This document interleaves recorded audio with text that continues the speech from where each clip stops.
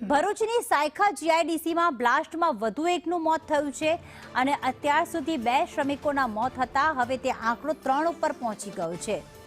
વિશાલ્યકર pharma કેમ કંપનીમાં blast થયો હતો અને 3ના મોત થયા છે. બ્લાસ્ટ સમયે 4 થી 5 કામદારો કંપનીમાં હાજર હતા.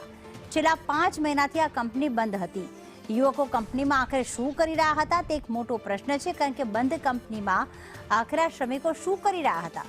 કંપની પરવાનગી વિના ચાલતી હોવાનો સરપંચે પણ આક્ષેપ કર્યો છે.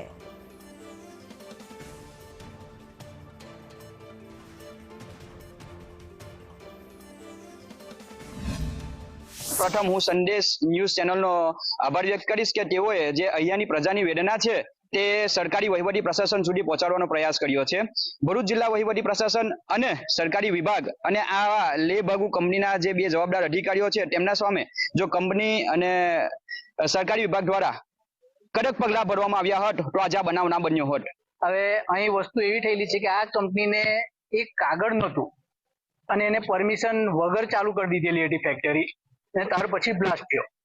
તો આ વસ્તુ જીપીસીપી ને નથી દેખાતી. અહીંયા આગળ એક વીક ની અંદર ચાર વાર આવે છે જીપીસીપી અહીંયા આગળ ફેક્ટરી ઇન્સ્પેક્ટર ને એ લોકો, પણ આવું બધું એટલી બધી બેદરકારી છે આ લોકોની કે જેનો કોઈ સુમાન નહીં અહીંયા આગળ.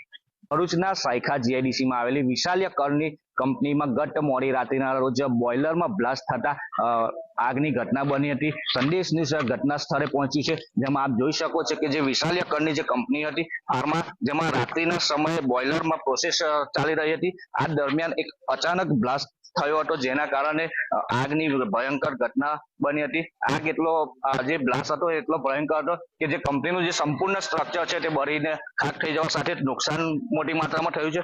અહીં જે કામદારો હતા તેમાંથી લગભગ જે 3 થી 4 જે કામદારો છે તેઓના મોત થયા હોવાની માહિતી સામે આવી છે. કે આ જે કંપની હતી તે છેલ્લા 4 થી 5 મહિનાથી બંધ હોવાનું સામે આવી રહ્યું છે. તો આ લોકો કઈ પ્રોસેસ અહીં બોઇલરમાં કરી રહ્યા હતા તેવા સવાલો પણ ઉભા થયા છે. જે ઘટના બની હતી એને કારણે અહીં ફાયર બ્રિગેડ સહિત પોલીસનો કાફલો પણ તૈનાત કરી દેવામાં છે. અને હાલ જે ઘટના બની છે એમાં હજુ પણ કેટલાક કામદારો મૃત્યુ પામ્યા હોવાની વાતને લઈને શોધખોળ ચાલી રહી છે. ત્યારે હજુ પણ મૃત્યુઆંક વધે તેવી સંભાવના છે. ત્યારે તંત્ર અહીં જે પ્રોસેસ ચાલી રહી છે તંત્ર દ્વારા, અને આસપાસના જે કામદારો છે તેઓ પણ આ શોધખોળમાં લાગ્યા છે. વિરલ રાણા,